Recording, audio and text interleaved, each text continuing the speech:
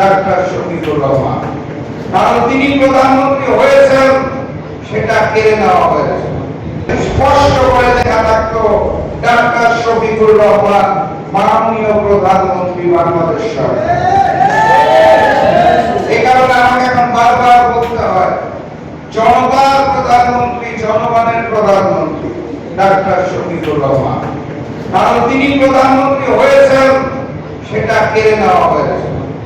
সংগ্রামী সাথী এবং বন্ধুগণ, আমরা সেদিন চাইলে পারতাম নির্বাচনটাকে বয়কট করার, নির্বাচনটাকে বর্জন করার, সংসদকে দূরে রেখে রাজপথে নামার।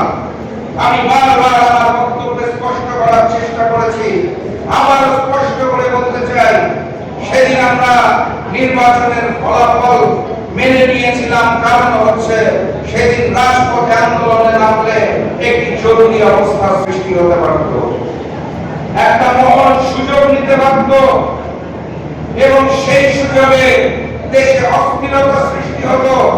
আমরা সেটা চাই না। আমরা নতুন বাংলাদেশ গড়ার জন্য, নতুন বাংলাদেশের সোনালী অধ্যায় গড়ার জন্য সেদিন সিদ্ধান্ত নিয়েছিলাম ডাক্তার শফিকুর রহমানের নেতৃত্বে যারা ফলাফলে যাদেরকে বিজয়ী দেখানো হয়েছে, প্রয়োজনে তারা সংসদে যাবে, আমরা বাকিরা রাজপথে থাকবো, প্রস্তুতি নিয়ে থাকবো। সেদিন আমাদের মধ্যে আলোচনা হয়েছিল কি নিয়ে প্রস্তুত হতে হবে। সবার চোখে চোখে, সবার মুখে মুখে 11 দলের নেতাদের মধ্যে একটি কথাই ঘুরছিল, আমরা গণভোট জাতীয় নির্বাচনের আগে চেয়েছিলাম, আমাদের সেই গণভোটের দাবি মেনে নেওয়া হয় নাই। জাতীয় নির্বাচনের তিনি গণভোট আয়োজন করেছিল অন্তর্বর্তী সরকার। কারণ সেই সময় থেকে আমরা বুঝতে পেরেছিলাম যদি কোনো কারণে বাংলাদেশ জাতীয়তাবাদী দল বিএনপি ক্ষমতায় আসে, তারা জুলাইকে অস্বীকার করবে, তারা জুলাইকে বিক্রি করবে, তারা ভারতীয় আধিপত্যবাদের সামনে মাথা নত করবে। এই কারণে আমরা বারবার দাবি জানিয়েছিলাম গণভোট জাতীয় নির্বাচনের আগে হতে হবে, জনগণের রায় আগে দেওয়ার সুযোগ দিতে হবে, সকল আদেশ এবং অধ্যাদেশ এগুলোকে সুন্দর মতো বাস্তবায়নের কার্যক্রম শুরু করতে হবে, তারপর জাতীয় নির্বাচনটা দিতে হবে। সে সময় আমাদের দাবি মেনে নেওয়া হয় না, তার ফলাফল আজকে আমরা দেখতে পাচ্ছি।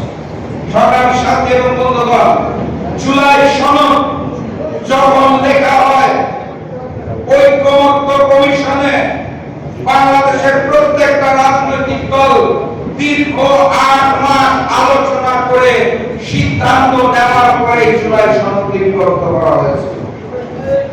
জাতীয় সংসদের সামনে জুলাই সনদে যখন স্বাক্ষর করা হয়, তখন সবচেয়ে বড় হাসিটা যিনি দিয়েছিলেন, সকল দাঁতে করে ছবি খুলে দেখবেন, আমার কথা বিশ্বাস না হলে, তার নাম হচ্ছে সালাউদ্দিন সাহেব, বর্তমান স্বরাষ্ট্রমন্ত্রী।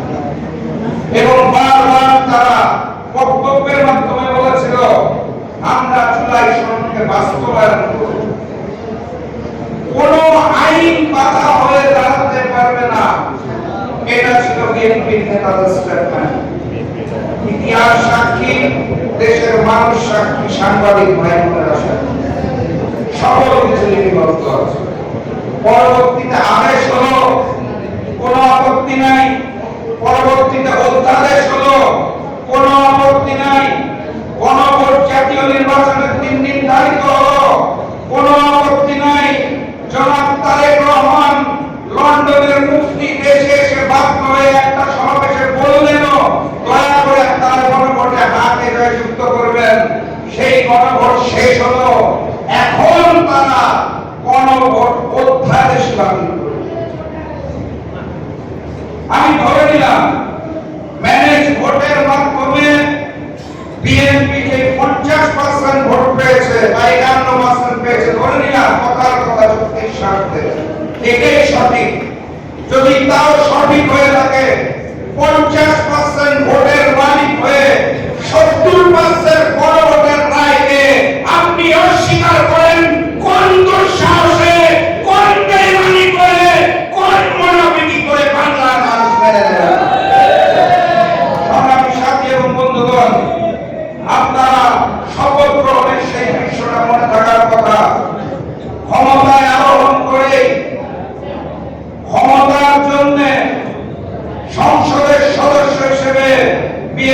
নেতারা সারিবদ্ধভাবে আনন্দের সাথে শপথ নিলেন।